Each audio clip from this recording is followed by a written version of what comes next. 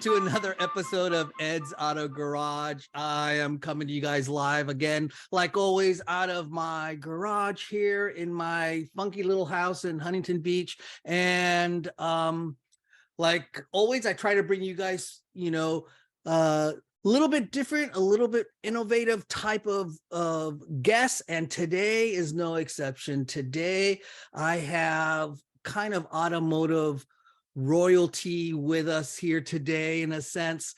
I have got with us today a DeLorean, and the DeLorean I have here, I will let her explain whether we refer to her as Catherine or if we refer to her as Kat. So thank you so much for being here. Catherine, go ahead and let us know, how do we really refer to you? So the reason why I had you ask this question is because growing up, I had one name only. You had to call me Catherine. I was given a full name. This is my name. You don't get to call me Katie, Kate, Kat, Kathy, nothing. Catherine. And I would correct everybody who said it. So would my parents, everything. Well, I was about 20, I want to say I was 25. I don't know. I was in my early 20s. And I'm at work and I get a phone call from my father at lunch. And he tells me, you have to go change your name. I said, excuse me? You have to go change your name. Your name was wrong. Excuse me? And he said, well, you see, I was on the computer and I looked up the records from Ellis Island, and it seems that they changed your grandmother's name when she got off the boat. So you have to go change your name. And I went, okay. Can we talk about this? Because I'm kind of used to my name. And he said, no, you have to change your name. Her name was Catalin. Your name has to be Catalin. And so I Catalin. said, oh, wow. Yeah. And so I said, okay, Dad, how about I go by Kat from now on and we call it good?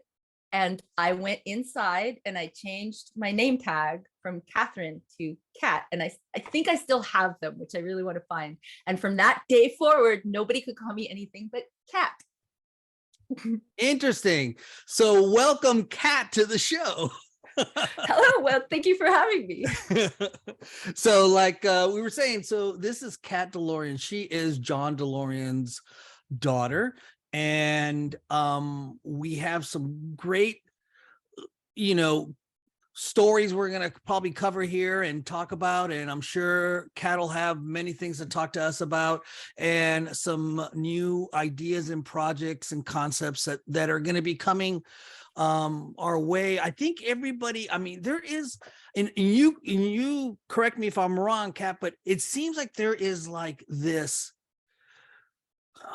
I think back when we first were exposed to the DMC 12, the car came out. When the car first came out, it attracted, it seemed like it attracted kind of, and I don't mean this in any disparaging way, kind of like more car nerdy guys. I think engineer types, people that love the idea and the concept of this new innovative looking vehicle. And that's kind of continued on. And obviously in the last, within this last, at least to me in this last year, it seems like there's like a resurgence of that. All of a sudden we've started hearing a little bit about you, and as we've seen, there's been a number of documentaries that have come out, the one with Alec Baldwin in it. You pop up in that, in it a couple of times. And then there was another one that came out that's still out now, maybe in 2021 or something like that. It's like a docu-series that came out. That's probably not a good one. It's goofy. What's your take? Can we talk a little bit about those stories, and maybe the one with the first one? What was it called? Framing John DeLorean. Yeah, Framing John DeLorean. So Framing John DeLorean has been a passion project of Tamir for as long as I've known him. He always had his website, Enter My World, and I literally wrote a college paper from the information that he has on that site about my family history. So he was somebody who really had the knowledge, and he had the passion, and he had the story. And from what I've told, that if you watch the DVD, a lot more of the movie he really wanted to make exists Mm. there. I'm a little disappointed with how the movie came out. I loved it when it came out. I didn't know much of the story. I've come to know and meet and talk to many of the people who were in the movie and who were around my dad, and find out that the way the movie is portrayed, it tells a lot of the true stories, and then some of them are not told the way that they're supposed to. Some things are added for artistic effect that I didn't agree with. The scene where he messes with his tie, where he thinks he's going to go to jail, he ignores my brother and I said to Tamira, I said, that scene is not him. That is so far from who he cherished Zach. That would never happen. And he said, well, it was a story Christina told, and we added the kids for artistic effect. And I said, you made my father into a child hitting monster for artistic effect. And he started to defend himself. And I said, I don't want to speak to you anymore. And I love Tamir, but he just had to say, I'm sorry, instead of defending his decision. But that also was a scene that was shockingly depraved of a human to do to their children. It just made him look like this soulless person. And the thing is that if he was that way, I wouldn't be building a car. Mm-hmm. In his honor and Because his name. no, it's not that at all. Right. Because I didn't show up to build a car. I showed up to connect with the fans, and I didn't even know about anything else going on. I was building an engineering center in the background to teach kids here in New Hampshire. And I just was talking to fans, just talking to people. And slowly people said, oh, let's build a car for the engineering center. That's how it started. And so we said, okay, cool. This is cool. We'll film it. We'll film it for the kids. We're going to make a whole story about how you engineer a car, and this is going to be really cool. And then we'll promote the engineering center, and then when we open it, it's going to be great. And then people came out of the woodwork to connect with me, who worked with my dad, who just loved him, and they started to find me. And then they said, I did this. Can we do this? Can we do this? And suddenly I ended up with world-class engineers, people who built the car with my dad, a facility in Detroit, and a whole bunch of people who came together and said, if you let us build this car, we'll fund your education program.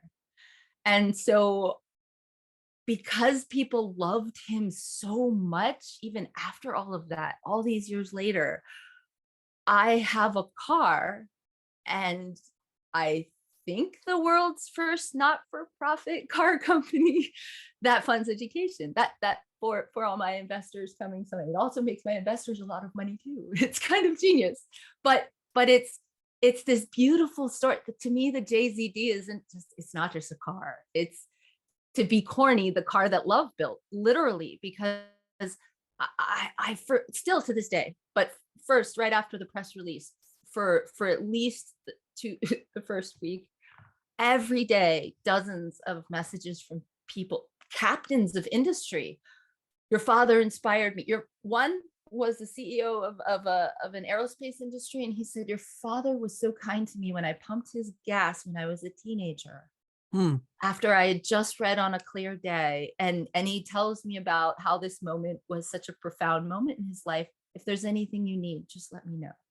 And none of them were trying to sell me anything. They all just wanted to say thank you to my dad for being amazing.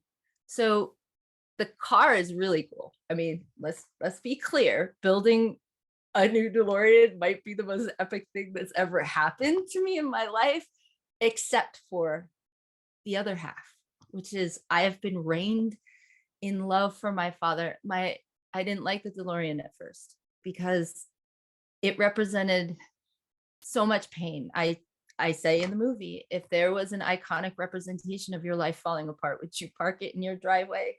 I didn't think so. But now, to me, it represents it. With the fans, it came to represent hope and dreams and love and inspiration. And today, it just represents reconnecting with my dad. Sorry. No, Um, no, by all means. there was a gentleman who reached out, and he told me about remembering my dad taking me to his toy store. And as soon as he told the story, I remembered something I had completely forgotten. And so it's been it, it might be the most epic journey I think anybody could ever take, just showing up. Yeah. Yeah, by the way, I'm building a new DeLorean, and I have a car company now. Wow. You know, I mean, you know, your dad for I think for a lot of young men growing up, um, you know, right prior to uh the 80s yuppie era and um you know the Charlie Sheen Wall Street era of business and all this kind of mindset. Your dad was somebody that young guys like myself that were driven, right? Your dad shined for us as a man. Your dad shined for us because your dad there was everybody else, all the other, and I'm not just talking about the auto industry business people, but anybody in business. But your dad was like, he kind of shined. He was a little higher, and we saw him as a guy. We saw him. Stories or thoughts. You think about it, your dad being here in Southern California, your dad literally created the muscle car phenomenon. Your dad created hot, not, I don't want to say hot rods like the 30s hot rods, but you know what I mean? That muscle car phenomenon, because he took an older goofy company like Pontiac, and he grabs like the smallest car they had and he shoves the biggest engine they have in there, kind of. And I can only imagine your dad's thought process. Maybe he didn't say, but I kind of would think that he would be like, well, I really don't know what's going to happen, but we'll see. We'll see what happens with this car. No, he actually went. So Bill Collins built him the car. He's kind of cool. Maybe we can talk to him together. I got goofy when I talked to him. For the record, I had to call him back because I couldn't speak words because he was Bill Collins. And I was like, I'm sorry, you're the father of the GTO, and I don't know what to say to you. But what happened was he wanted a car to drive. And this is part of the story that he never told publicly. I think because I started to question it until Bill Collins confirmed it. Because why wouldn't you tell people this? This is so epic. He wanted his car. He wanted his own car. So he was like, can we do this? And Bill said, yeah, I think we can fit that engine in his car. And he's like, okay. And it was his personal car. But every time somebody drove it, they wouldn't give it back. So he goes, oh, let's build this car. So they did. And so it was kind of like building your own hot rod in your garage and going, oh, I'm the president of Pontiac, let's just do this, right? Like kind of like me, hey, I want to build a supercar, like let's just do this. Let's just do it. Yeah. let's just do this. My husband was like, you should probably cut this out because I don't want to insult anybody ever. But he goes, I thought this was supposed to be hard. I said most people don't get given a car company out of love, my friend. Like this is kind of amazing. So, but that, yeah. So I was gonna say, I mean, you have to be seeing, like you were saying a little bit ago, you have to be seeing tons of support. Oh God, it's amazing. It's so, it's literally, I have the support of You know, a lot of times I was afraid of that fame is terrifying to everybody in my family. Even my cousins are traumatized by fame. So it's hard to stand in the spotlight and to think to come back and represent my father building a car. You would almost think everybody would be watching you to fail, and the entire world is cheering me on, and it's incredible. It's It's all of us. but it's everybody. It's It's everybody. Yeah. everybody who's ever loved a car ever. And and then when I tell them what I'm trying to do, when I say, you know, what I really want to do is I want to build this program. There's a whole lot to the program that I can't really talk about now, but there's a program to help partner with smaller manufacturers and help build something that can help the manufacturing arm of Detroit and actually the US come back in a slow and methodical way to allow us to eventually be able to make cars, because you can't have anybody bring manufacturing back unless you can reduce the cost it cost for the shops to actually produce the parts. You can't do that unless you actually give them the money to actually build themselves back up and all of these things. So if you have somebody who has a car and they're not interested in being the one to profit off of it, there's a lot you can actually do. So in my mind, I've always looked at my father's work as my father's work. And let's be clear, I have my own things that I'm going to be making all of my own money off of out of the publicity and the wonderfulness of this car, but I get to give the car back to the people. And what we're doing with it is there's a nonprofit, the DeLorean Legacy Foundation, and it is set up to kind of champion and drive all of the social programs that my father believed in. So if you read his book, if you read his writings and listen to his talks and speeches or grow up with him, you get to know some of the things that he really wanted to see happen in this world and some of the things he really believed in. One of the biggest things he talks about in all of his writings is the lack of opportunity for everybody. And I'm not just talking about the impoverished. I'm talking about everybody. There's a whole section of rural America that is stuck in rural America because there's no jobs and there's no way out and there's no opportunity. And then the schools don't have as much money, and it's a never-ending cycle. And you do have technology that's helping with that, but what happens if somebody wants to build a car or do something that they're passionate about, but they settle for something else because they can't get to where they want to work?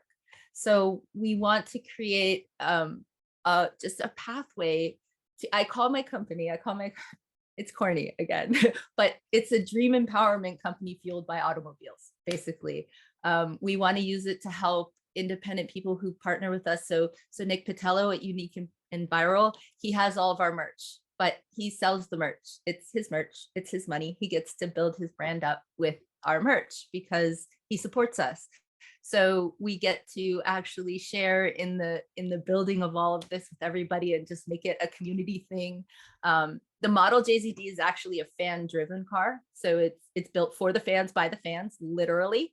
And we're following a lot of their directions and we're giving back to them along the way. So one of our builders, one of our fabricators, he has an opportunity to possibly create us some kind of, I'll call it a sculpture type thing, because if I describe it any further than that, but something that could be available. And then we're just building each other up and building a badass car. Like, so I mean, so the intent is to, it seems like you guys want to do the building of this vehicle in the Detroit area. mm-hmm. Yes. And primarily because to help the Detroit area because of what's happened there, or, you know, it's compared to in the 60s. It's more than just Detroit. Our overall plan is to help independent shops and fabricators in places where we can, because if you focus it just in Detroit in the digital age, you're missing out on an entire manufacturing infrastructure. I live in New Hampshire and I have a mill and it could be used for manufacturing. So we can get the parts there and things there now differently than we could back in the time. starting in Detroit is important because that's where you have things that are existing and going to go away if we don't do something to actually help, especially going into a recession. Our idea is to just be able to offer something for this infrastructure, and then hopefully over time they can actually build themselves up and build up a network of being able to do this, to weather the storms, to be able to reduce the cost of manufacturing, even if it just becomes a temporarily used just-in-time manufacturing arm. Then you at least have made a change in the one of my friends hadn't got into an accident in his truck, and it took 4.5 months for him to get his car back because they couldn't get parts. Mm-hmm. Well, what if we could solve just a little bit of that by helping create something that could be feasible? It's a little lofty. It's a little ambitious. Well, I mean, and I see that. I mean, essentially, you'll be bringing some jobs to the area that Yes, may yes. not have been there. I mean, let's, be it Detroit, be it New Hampshire, wherever, wherever you guys have the necessity for manufacturing of componentries or a foundry or whatever. You're going to create some degree of jobs in those areas in the manufacturing. Let me ask you a little bit about you growing up, and how when did you realize, or did you, or did it never, was it ever a big deal or make a difference to you or not, that you were a DeLorean, that you were part of this car culture? I mean, because you were a kid just like any other kid, probably riding your bike and watching TV just like all of us, right, growing up.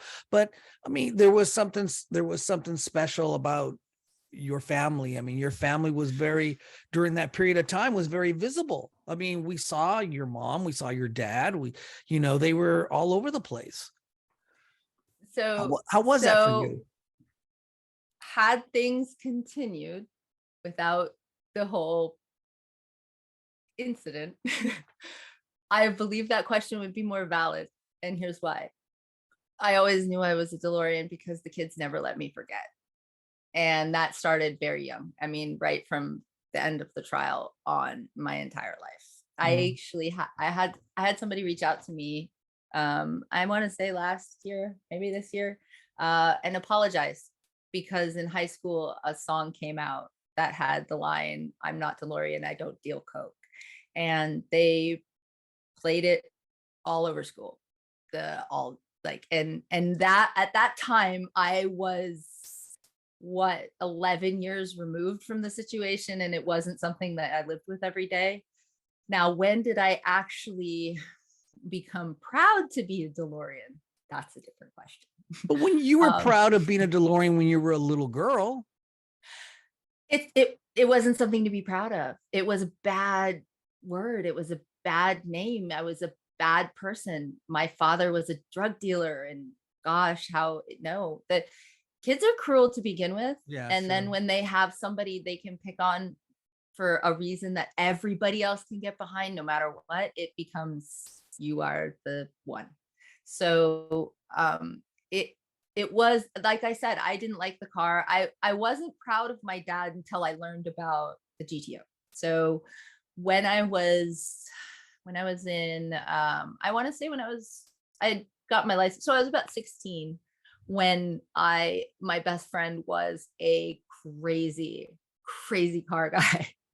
And he was really, so it was in the heat of there was the GTO era, and then there was the F-body Mustang shootout era, right? And so Sure. It was always, there was only 1 year during that time that the Mustang actually beat us, and it was the year it was Tim Allen's Mustang. Like, it was a big deal. So I got really into, and my first car was a Z28 because of this, because it was all into, to this day, I don't mind people who drive Mustangs, but I will not date a man who drives one. Of course, I'm married to my husband, Sure. so Yeah. it's never going to happen anyway. Right. And Right. it's an arbitrary, stupid thing that I shouldn't do, but it was ingrained in me from childhood. So that's when I started to really be proud of who my dad was. But it was my first car show where somebody in New Jersey, there's a story I wrote for this, which was supposed to be the intro to the book that turned into a car company. And it's about me going to this GTO show in the middle of New Jersey, and they invited my dad, but I went in his stead, and I was supposed to speak. So I dressed the way you're supposed to dress when you speak, but I was at a GTO car show in the middle of New Jersey. So I was the awkward one who stood out. Why is she here? Who is she? We are a small club and I have never seen her before. Who is the infiltrator? And Yeah. so everybody was waiting to find out who I was. So when I stood up on stage and they introduced me, they said, this is John DeLorean's daughter, Catherine DeLorean. The entire room was sucked of air. And suddenly I was naked standing on stage. It didn't matter what I was wearing. It was nothing, because that's how they were all looking at me. And I then proceeded to awkwardly, accidentally tell them, when they said, how can we get your father here, that if they paid him $25,000, when it came out that way, but what I was trying to explain was that he was trying to raise the startup money for his new car company, and that he couldn't come because he was busy. But if they could just, right? So you see how it came out. I went home mortified. I was like, what? Everything went wrong, and I made my daddy look like a jerk, and I apologized to the whole car club. I was like, I can't believe this. So that was my first experience representing my father. I want to even say bless me for going back for another round. but not really, because they were such wonderful people, and I had so much fun, and the adoration for my father was intense. So I went right home and I said, daddy, you have to come, you have to come, you have to see how much people love you. This is so amazing. It was incredible. You don't know how much they still think of you, because in our quiet little world, I describe it this way. 1% is very small, and my world was 99% smaller than yours. And in that world, you have people who don't see any of that. And his reputation was gone. It was devastated. It was never going to recover. So he didn't see how much people still loved and adored him. It wasn't obvious to him. And then I got I want to say it was a fax, but I don't know why, because we had a weird thing with a fax machine in New Jersey. But we got an invite to DCS in Cleveland from Ken Konsalik, and it was at the Rock and Roll Hall of Fame. And I said, Dad, come on, we got to go. It's Cleveland, family's there. It's Rock and Roll Hall of Fame. Come on, we got to go. It's DeLoreans. They're going to love you more than GTOs. Not true, for the record. But we get, and he's like, okay. And we had family. So he says, we'll go, we'll see family, and we'll have a good time. And it was amazing. It was just the people and the way he got to connect with people and see his cars. And then I started to connect with people who have become as close to me as family. So much so that Jay Ryan came to a DMC, he came to a DeLorean car show. I think we were in Kentucky, or one of the ones that was east of Texas, and he had to go back to California, and we had a house in Texas. So he asked if he could stay at our house on his trip back, right? So so he leaves the car show, and he gets to my house, and he comes inside, and the painting, well, you can't see my painting. I should unblur my background, actually. The painting behind me. Oh yeah. Pretty. Yeah. Here we go. Yeah, my DeLorean. The painting behind me was on the wall, and it's shiny behind me, so I'll actually go ahead and blur it again. Okay. The painting I have on the wall behind me of the DeLorean was on my wall, and he walked in the house and goes, oh my gosh, did you know I have one of these? He texted me. And I said, what? Like, what? He goes, I have one of these. Did you know? I said, what, Jay? What do you mean, did I know? And he goes, oh my God, I forgot who you were. He didn't realize it. I met him on DMC Talk. But see, we were such good friends that he totally forgot who I was. That's Wow. that's a little extreme. He was sleep deprived, and there's reasons, but it was the greatest compliment of my life.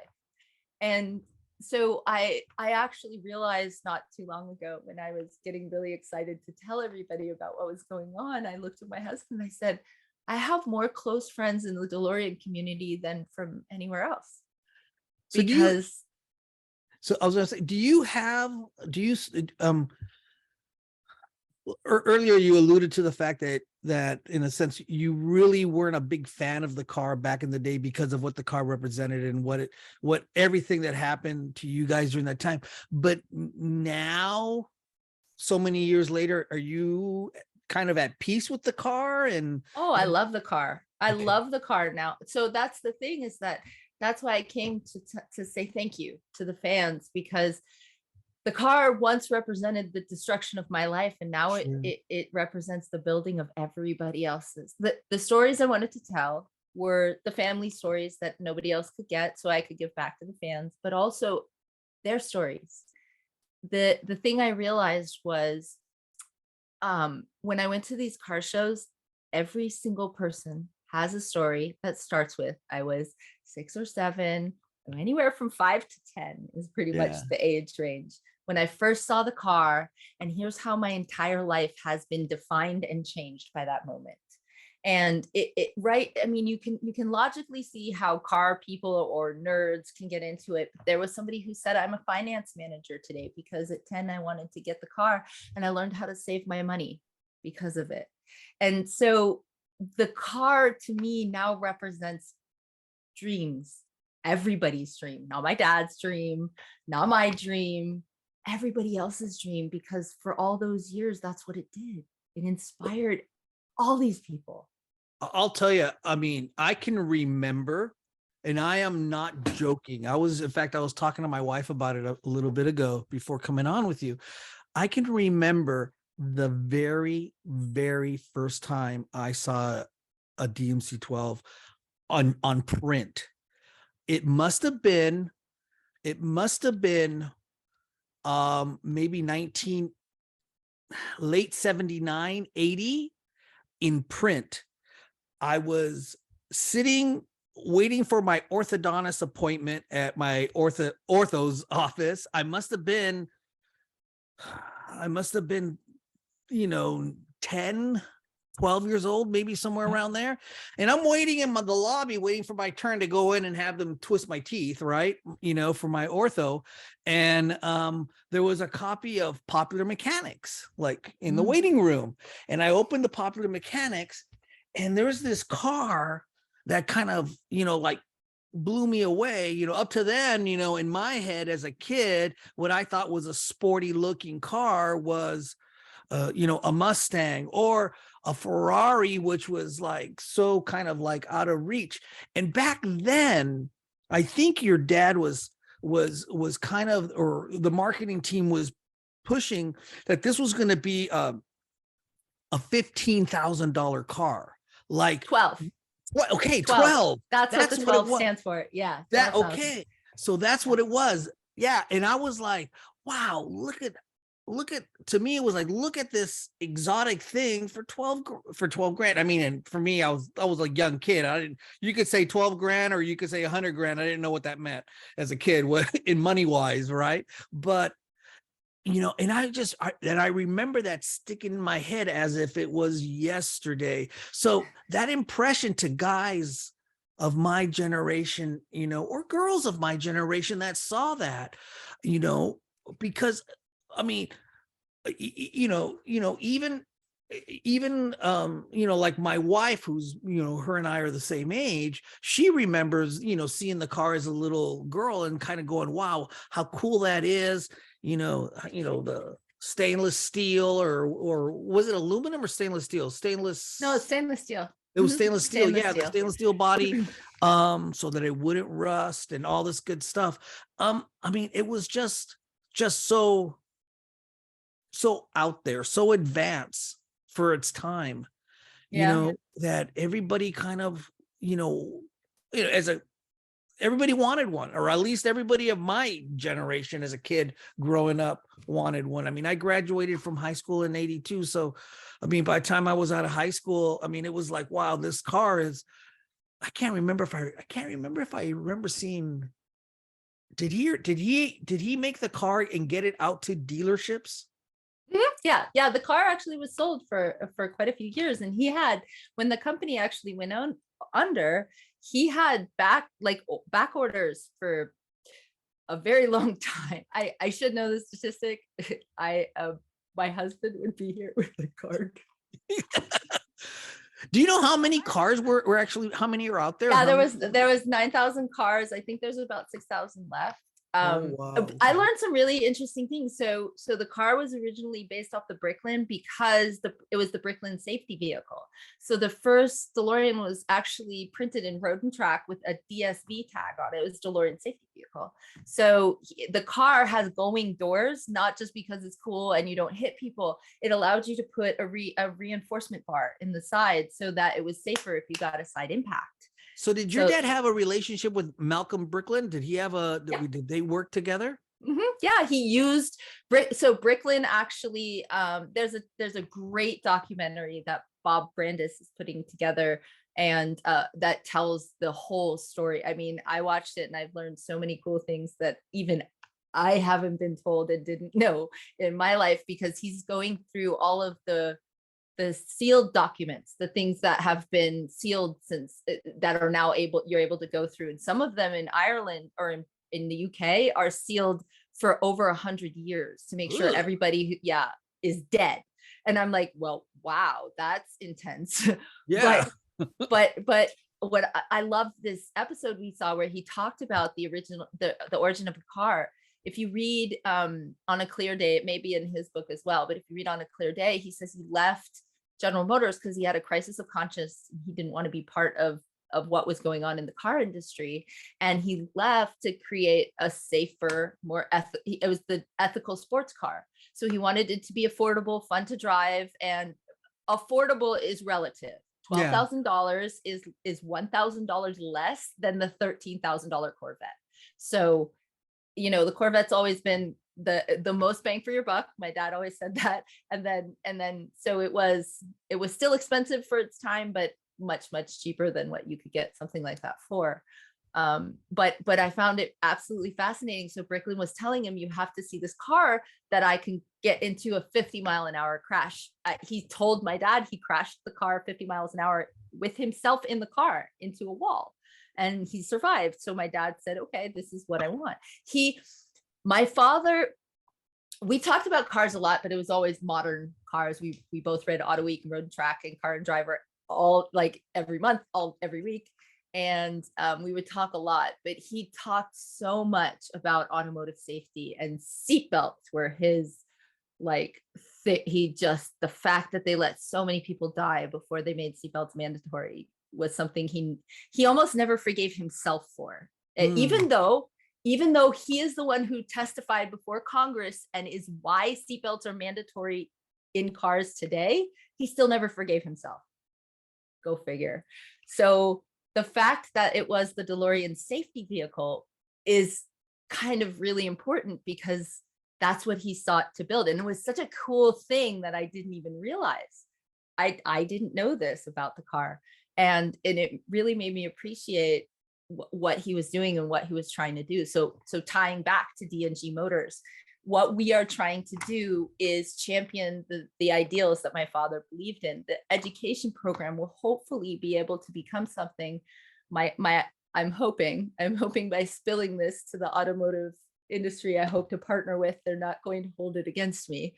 But I would like to become a research and development arm for safety for the automotive industry, because if you develop something revolutionary in safety, it's going to go to everybody anyway. So just let me do it, and let my kids keep their, do their thing and build their careers. And then together we can do some great things, and they can focus the rest of their money on innovation and all of the cool stylist things that they want to do, and I can help make their cars safer.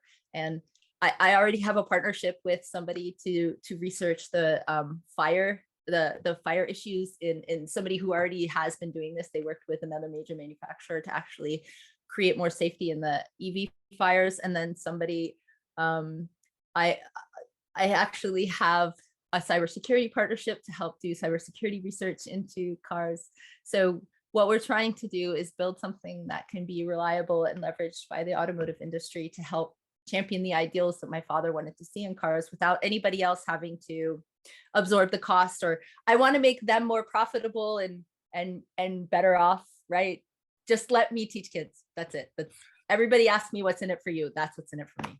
So after all that happened with 12 and all of that happened with the car and all the legal issues, and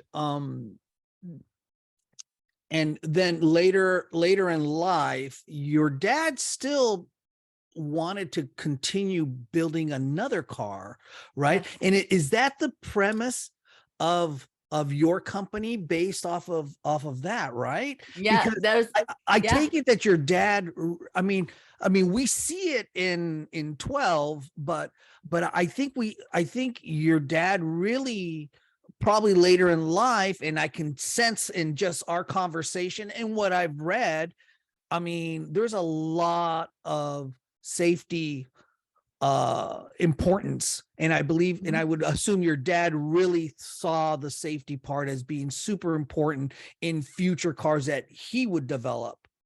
Yes. Yeah. Well, so it's interesting you asked that. I'm really keen on the safety factor after learning about the DeLorean safety vehicle and then growing up with him.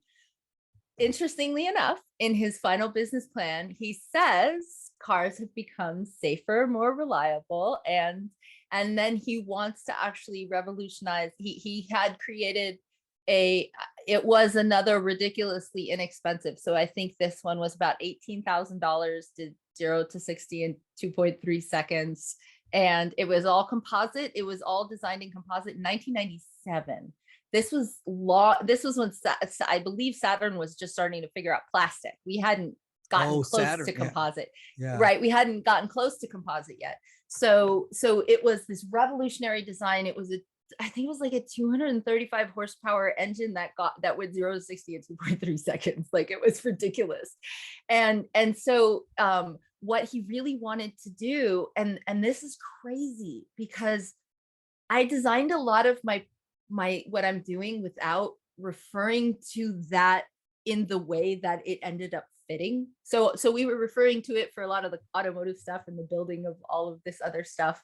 But there was this whole revolutionary idea that I had to help distribute the manufacturing amongst multiple places to help distribute the ability for just, you could build more parts, you can build them faster, and you can also build each shop up.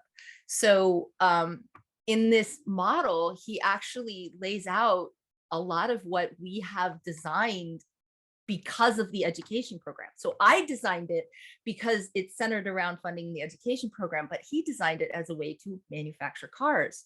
So I have this playbook that tells me how to accomplish what I'm trying to do and use it to do what I want to accomplish, which is really cool. But he never stopped. In the early 90s, Fred Dellis told me they had a car company called Louisiana Motor Works.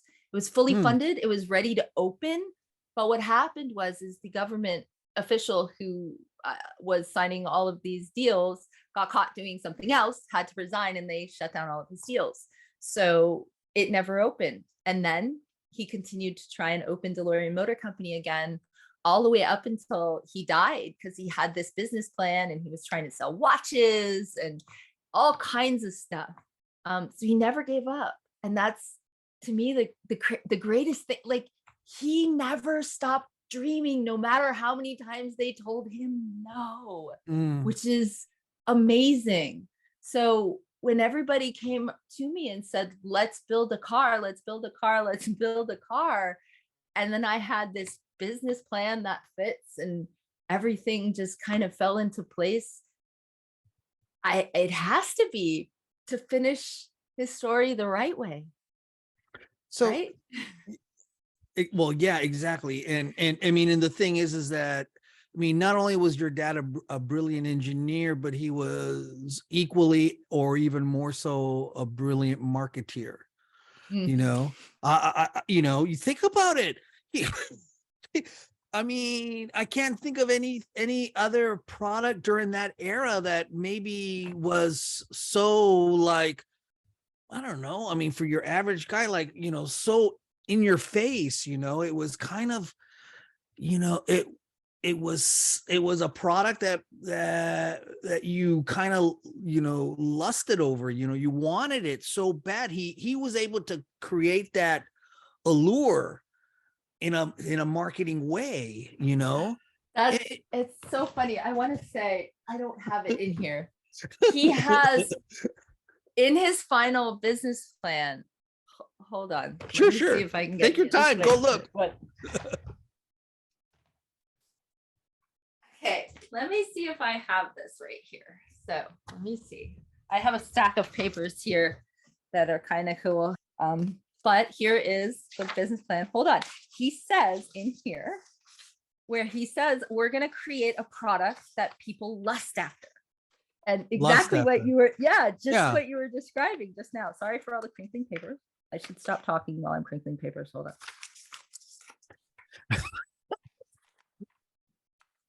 That's good content creation. There you go. Exactly. Okay. No, I'll read it to you. How about Sure, that? sure. Go ahead, please. The DeLorean Motor Company, it says. The DeLorean Motor Company. And it says, is the assembly of extremely talented. Okay, but hold on. Let me be clear. It's now a DeLorean Next Generation.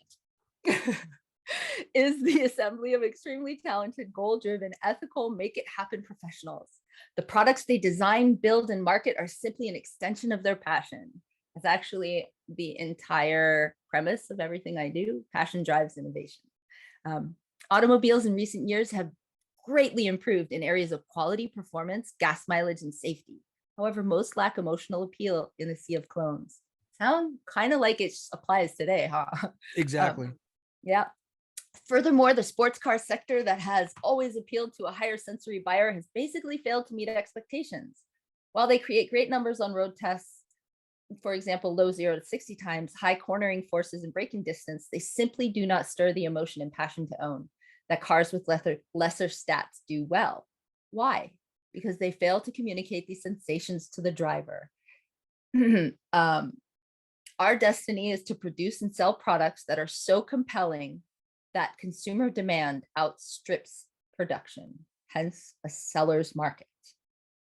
And this is what he says for his marketing.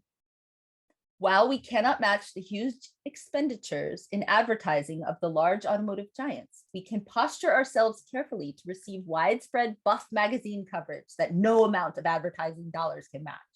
We must be conservative and well-planned regarding statements and conduct to the media or public. Our work must speak for itself. Our products should exceed expectations. Our company employs its philosophy and product will become legendary. We will sell our products through existing dealerships, primarily those specializing in high-end sports cars. That was your dad. That was your dad saying this. What year was that? 1997. Wow. Yeah. And then here's our first product will shake the automotive world. It will be a product that the public will lust after. It will be unique, lightweight, high performance vehicle designed to communicate every nuance to the driver in a most stimulating driving experience. The more you drive it, the more passionate you will feel about it. Mm-hmm. Exactly.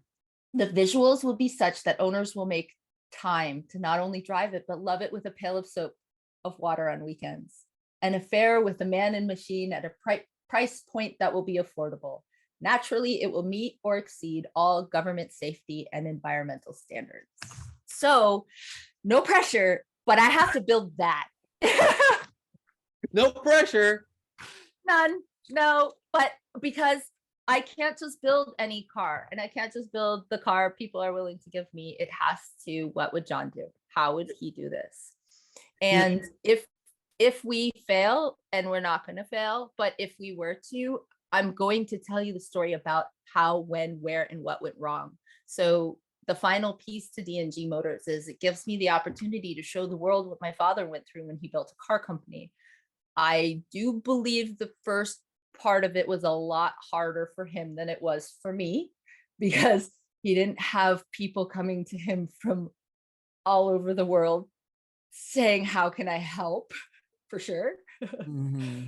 But that was the easy part, right? So assembling the team of professionals and passionate people, that was the easy part. Now comes the hard part. Now we have to actually implement the plan and build the car. And we have to, it's not about the car. It's about what the car is going to accomplish. And so that's where we have to do the real work. And if I fail, I'm going to do it DeLorean style, and you're all going to know what happened. Only this time you're going to be able to have social media to tell you the truth. Mm-hmm.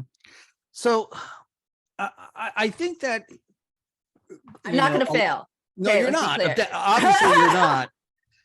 I think that I think the general public kind of needs a little bit of a understanding or clarification. Kat, who are these folks in Texas? Okay, that's a fair question. Yeah. So, I retired from my job in March of this year, and shortly thereafter, I was pulled into this whirlwind of an experience connecting with fans and people. And during it, I discovered that, I mean, I've always known DMC Texas was there, so let's be clear about this, but I learned that this rumor of a new car that I was hearing about was not the same old new car that was being built forever. There was always going to be an electric DeLorean. And then people were asking me about the new electric DeLorean. So of course, I was equating it to the old car being on an electric, powertrain. The 12 being on an electric powertrain. Yes, yeah. correct. Right. So because people were asking me about it since the Super Bowl commercial, and I didn't have any clue. I don't watch TV. I'm not really, so I had no idea. Yeah, it didn't connect. Yeah, no, you hear me answering questions about it on podcasts and thing, and I just didn't know. So when Angel reached out to me and we started talking, and then he was like, no, he took him a while to convince me, or like explain to me that there was an actual new car. And so I found out this crazy story about so I walk into a bar one day and I find out that there's a new DeLorean, and that my father's entire estate was stolen from my brother and I, and that it all involved some settlement with Sally, and who was Baldwin at his death, but is now a DeLorean, signed away my rights and his rights to the DeLorean automobile brand in a way that says, I agree that I support this, and nobody in the DeLorean family or anything connected to the estate can ever sue because of this until the end of time. And Sally's an ex, right? Sally's an ex? She was purportedly his wife at his death. I don't want to really get into that because the details on that are very weird.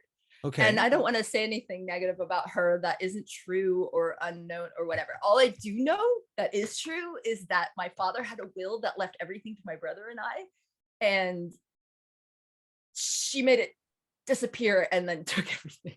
Oh, wow. And then signed over the name. So I didn't, right?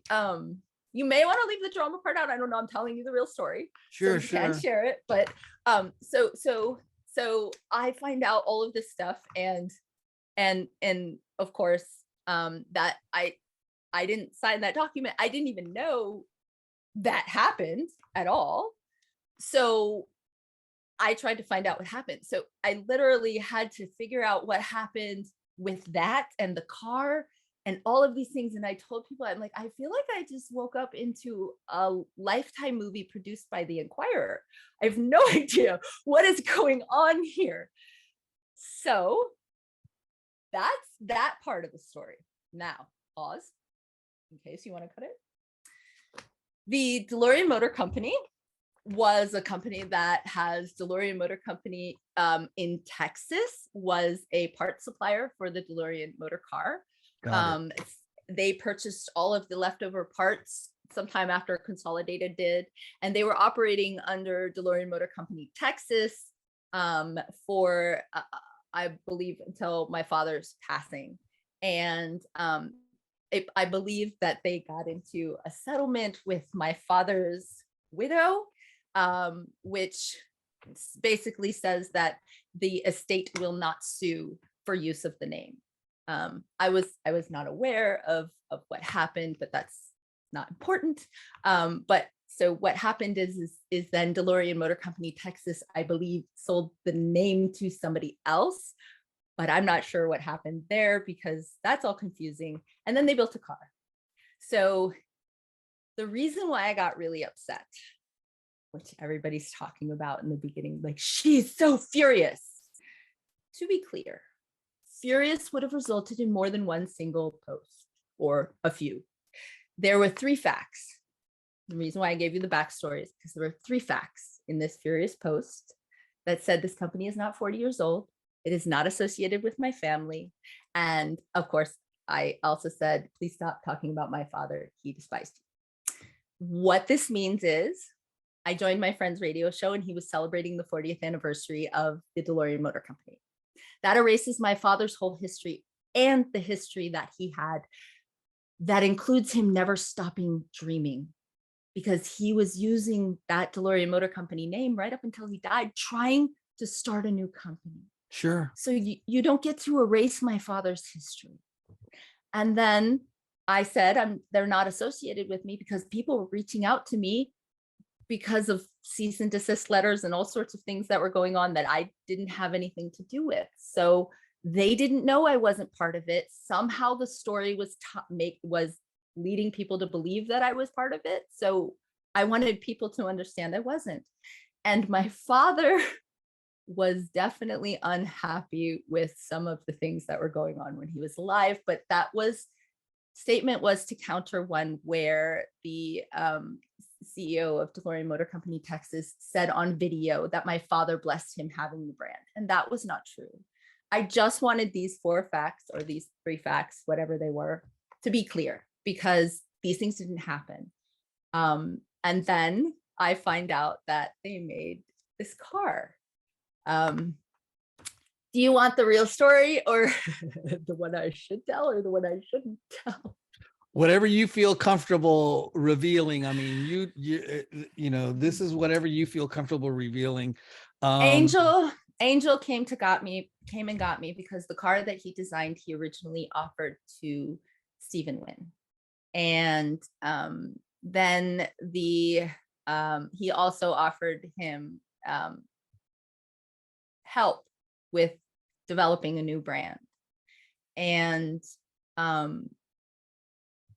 I sort of read the document, and the entire thing outlines kind of what's happening now. It was kind of devastating. So I don't know how to talk about it at this moment, simply because I literally just read his document and found out that their entire ad kit. I said to Jason, I think Angel came and got me because he went, because he gave him a document with a playbook. The current DeLorean Motor Company started with DeLorean Motor Company Texas, and it has been some hullabaloo about something to do with the name, starting a new company. And then they used this name to build a new car called the Alpha 5. The Alpha 5 has nothing to do with me. It has nothing to do with my company. I am DeLorean Next Generation, and it has nothing to do with my father and what he represented. I have heard them using in their ad campaign that the car is merely stylistic. And my father testified before Congress, or his lawyer did on his behalf, stating that new cars should be safer, more reliable, more durable, and not merely stylistic. So the thing about that is it's just not John's DeLorean. So as long as I can represent my dad, then I just want people to know that it has nothing to do with him or me or our family. And I don't know, DeLorean's for everybody. Yeah.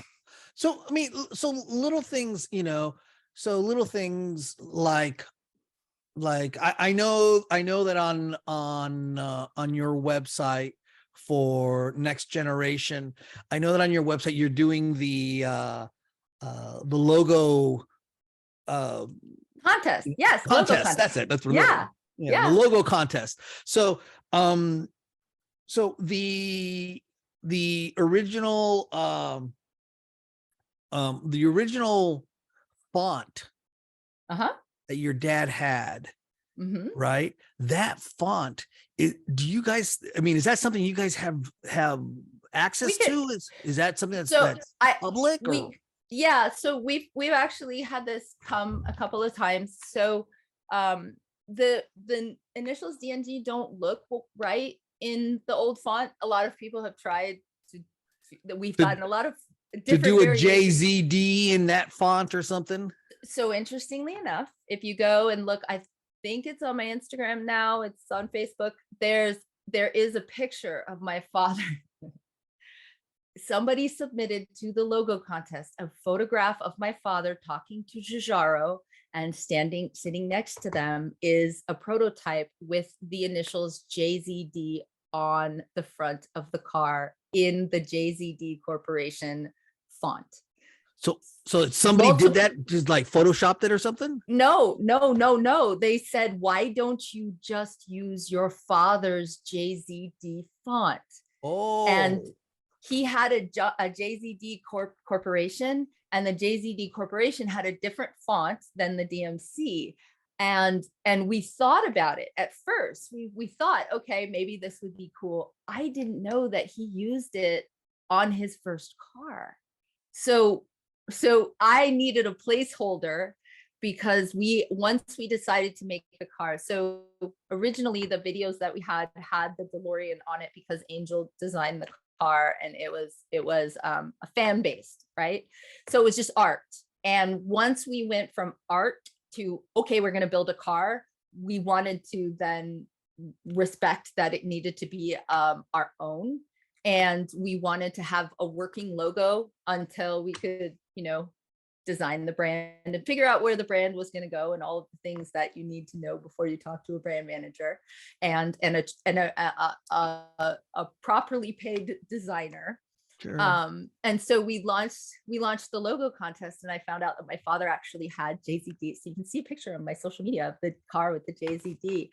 And what we found was we have a lot of up and coming graphic designers who are submitting in the contest. And so what we're going to want to do is we're trying to find a way to champion all of them. Maybe for everybody who's a professional, we'll have a rolling logo so you can advertise that your work, because I want to fuel everybody's dreams. So if I can launch a new designer who submitted to my logo contest, then wouldn't that be fantastic? I mean, amazing. So it's been an incredible journey, and the submissions are beyond. However, I'm worried that the JZD people keep submitting it. I'm like, this can't win. This. I mean, I'll tell you. I mean, Kat, you seem to be. I mean, this is me personally talking to you. You seem to be such a lovely person, and such a caring for everybody out there. You really, I mean, it really seems, from where I'm sitting, it really seems that you have joy in seeing other people succeed. Yes, that is You so. And thank you for seeing that, because a lot of the most difficult part about selling what I'm trying to do was getting past the what's in it for me. I've actually had to modify my business plan to put more in it for me just to get people to buy into it. I'm not joking, because I can't explain to them what I get. The greatest joy I get is when my mentees tell me they got this great job, or I get to watch them succeed. There's such incredible, it's the most amazing feeling. And it comes from my realization that came from my dad. So when I would go to these car shows, I realized like my husband asked me, he said, why would you go to a car show where all the cars are the same? And I said, well, first of all, they're not. So let's get that clear. But the owners are all different. And also, my father left me with the superpower of joy. I can bring unimaginable joy to another human simply by gifting them a moment of my time and nothing more. All I have to do is say hello or smile or I'm Catherine DeLorean, and their entire day is made. Wow, that's incredible. So I was able to really understand before I even started to help lift others up that there is more wealth in this experience than anything else, but also that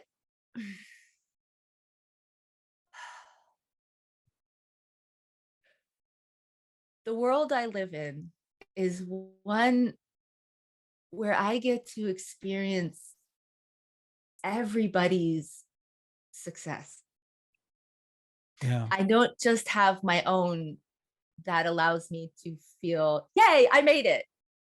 I get to have that over and over and over and over and over and over forever until the end of time, because somebody that I really believed in was able to do something. And I'm forever grateful to him.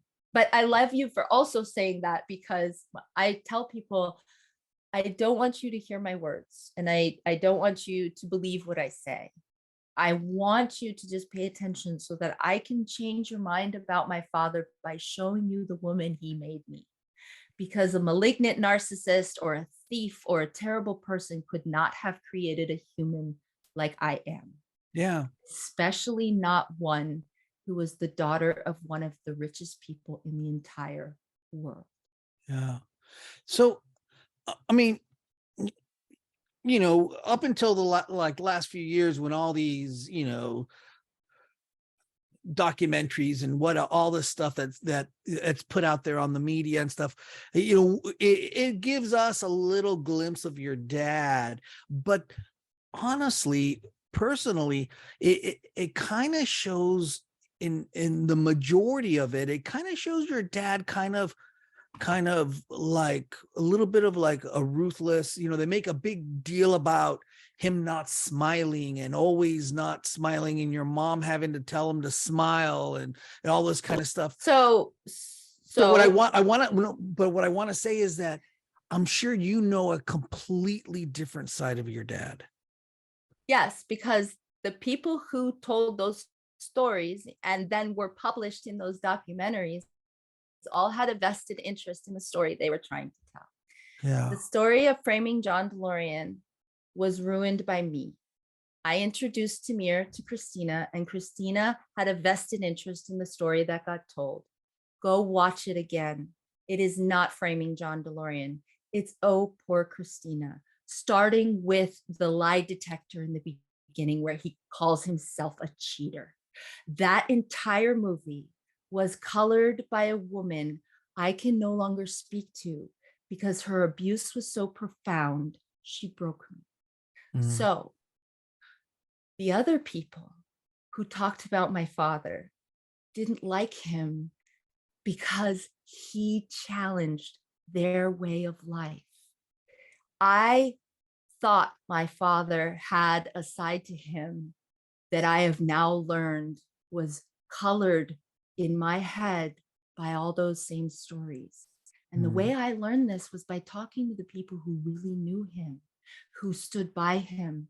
Fred Dulles lost more money than everybody in the failing of the company, and he's helping me build mine because my father was such a good man.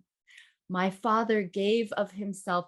I learned that my father told me all these crazy stories about things he invented, and he left off the last part, the part where he changed the entire world. So he told me about a story of a lady going off a causeway, and because her transmission slipped, and he never wanted that to happen again. He didn't tell me that resulted in him inventing the modern day automatic transmission. He told me about the seat belts, and he complained about the seat belts. And then I find out from my husband that he testified before Congress to make them standard in cars. He left out the part where he was a hero. Could somebody who was so narcissistic they needed a album of pictures of themselves do any of those things? He promoted the first female executive in the automotive industry in the 70s. He created a program that he got in trouble for because he demanded that they give the slots in GM University to people of color, and they got mad at him. So he championed things and equality and the kindness I saw from my father. We went vacationing in Aspen like good rich people do. And on Christmas Day, we went and bought dinner and presents for a family whose father had just gotten multiple sclerosis and they didn't have a Christmas to have. And that's how we spent our Christmas. It was incredible. But the man that is told, especially in that documentary, where again, Christina speaks from her own mouth, those are not true. Don't listen to those people. They have a vested interest in telling the wrong story. I spoke to Bill Collins and I apologized. I was devastated. I was crying because of what happened in that movie, Framing John DeLorean. My heart was broken. And he's like, no, I was upset about this, but your father was such a great man and he was my mentor. He had nothing but wonderful things to say about my dad. And that's not what I saw in that movie. That's not what I expected to find when I talked to him, because that's not the way he was portrayed. Right. That's not how I saw it either. Right. So that's not, and the story about the Greenbrier story, he didn't leak that. That was leaked against him so that he would be destroyed because he wanted to fight for what was right. So why would you believe in his own book? He talks about how and why they leaked that Greenbrier story. Why would somebody believe the people who were against him over his own words when they wanted to tell his true story? What? Go ahead. I'm sorry. Go ahead. There were people who loved him who spoke to them, and they weren't relevant to the story. None of the stories about the man he really was got told. Well, what do you want? What do you want people, to know about your dad that maybe hasn't, that really wasn't explained in these documentaries? What do you want people to know in general about your dad, the kind of man he was, and what do you think? I never saw him yell. He never got angry at us. Huh. He took time always to be with us. He taught me everything that I know. He taught me kindness, compassion, and empathy for my fellow man. He taught me not to judge anybody for anything. He showed me what it meant to be that way. He raised me with more money than I knew until this journey. He raised us in a way where we didn't know how rich we were at all until I just learned. And I was astonished because he taught us humility and, again, compassion. Nobody ever worked for us. They were employed by us and they were family. Maria, she was our house manager and my governess, and she was at my wedding and is still family today because we just gave her money to do the things we didn't want to. Yeah. Well, yeah. I mean, yeah. but she became part of your family in a sense, that niche of you guys. Well, she is family. She would spend holidays with us. She is family. So he loved animals and people and nature. He walked every day to clean up outside. I have talked to hundreds of people. That story about the teenager pumping his gas, every single person who has served him food or pumped his gas or had a conversation, a guy who repaired his chair, they all tell me about how he did something that most humans wouldn't, to help take care of them, make them feel seen and okay. And that is not told by anybody. Well, he came from Nobody knows humble him. beginnings Yeah. himself. Mhm. So Yeah. was your dad the kind of guy that, I'm just curious, was he the kind of guy that he would like just out of the blue see something and kind of go, oh, I wonder how that was made, or was he kind of like that engineering kind of a guy that would look at just anything, not necessarily a car, but just like any goofy thing and kind of go, wow, this is kind of cool how they did this or something like that. Did you ever see that side of him? I got one better for you. He was inventing them. So if you go look at his patents, he's got a tennis racket. I saw there's a couple of failed ones where a magnetic tennis shoe to help people jump higher, a kava soda pop before they figured out it was brain juice, multiple golf clubs. He was always engineering Coming out with golf clubs. Yeah, always coming out with golf clubs. But he engineered a different way to string a tennis racket and literally everything. But it's funny because I didn't appreciate that until I got older and I had my own problems to solve. And so I've invented all sorts of stuff that I just didn't like. I'll sit and I'll write it out. Jason and I, we have chalkboards all over my house and books that say Cat's ideas and everything. And I'll go and I'll figure it all out and I'll write it all out. And then I'll just be like, okay, cool.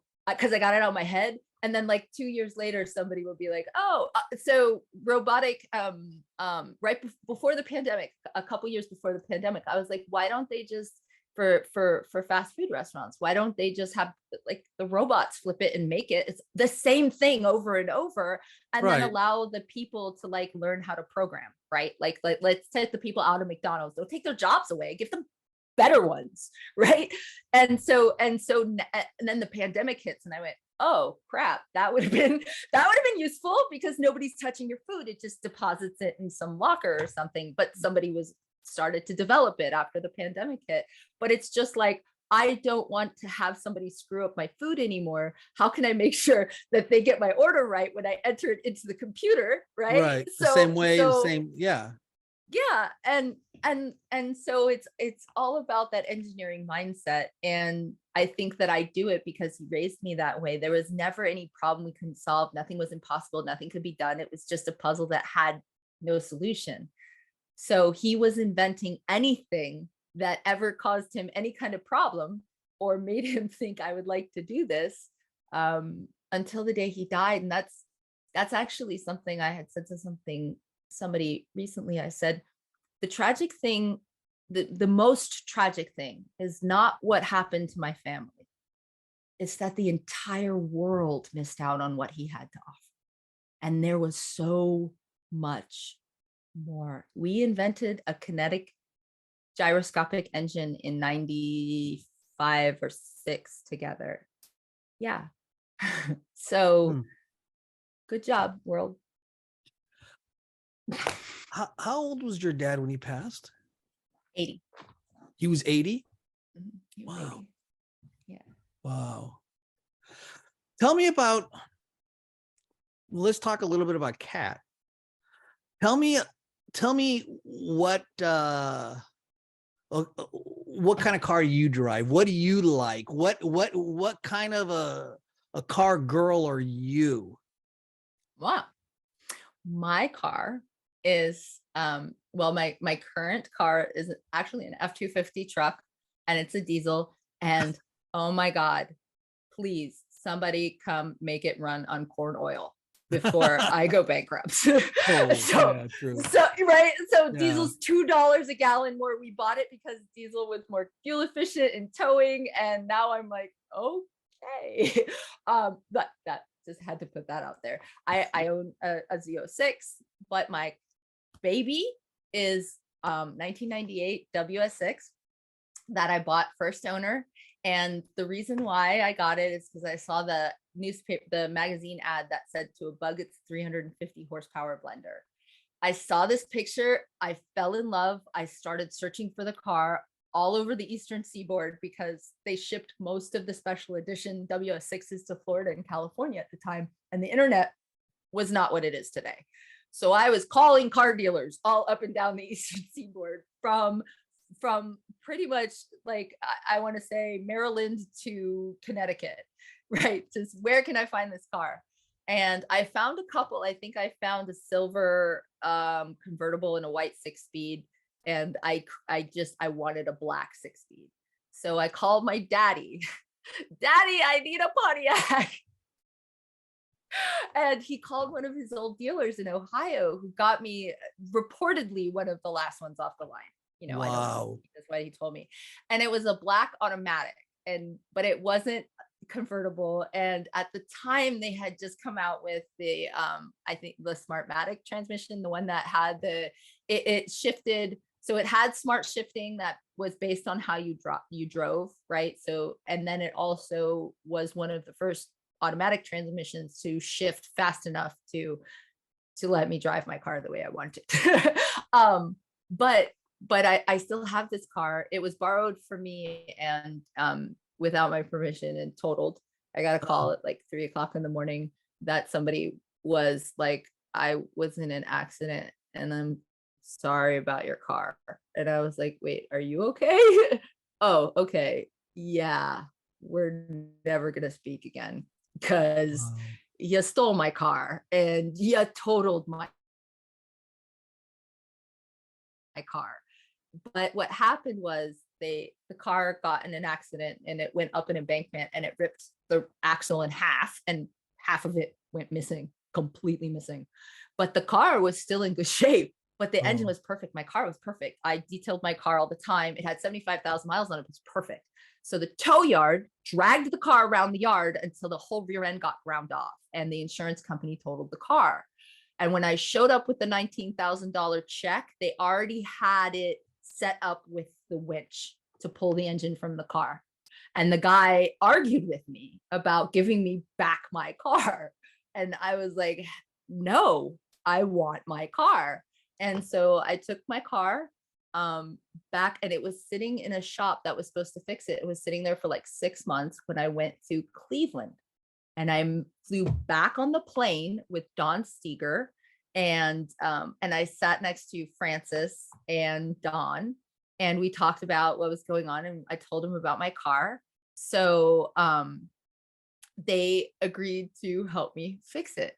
They're the dealers, right? They were dealers? He owned a repair shop. He was one of my dad's actual original repairmen. Oh, okay.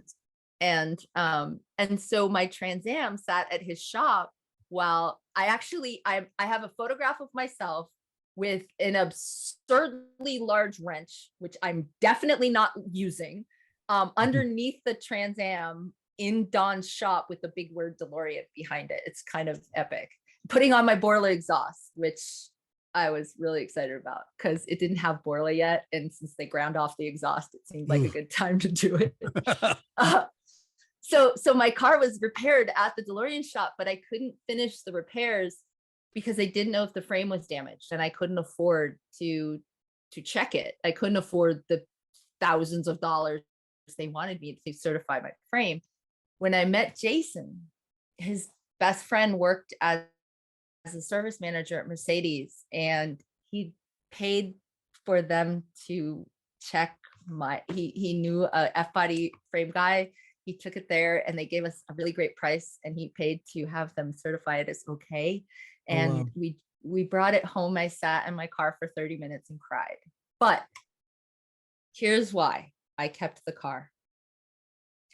When I brought the car home to New Jersey after driving it 500 miles in a break-in period, 50 miles an hour from Ohio to New Jersey sucks.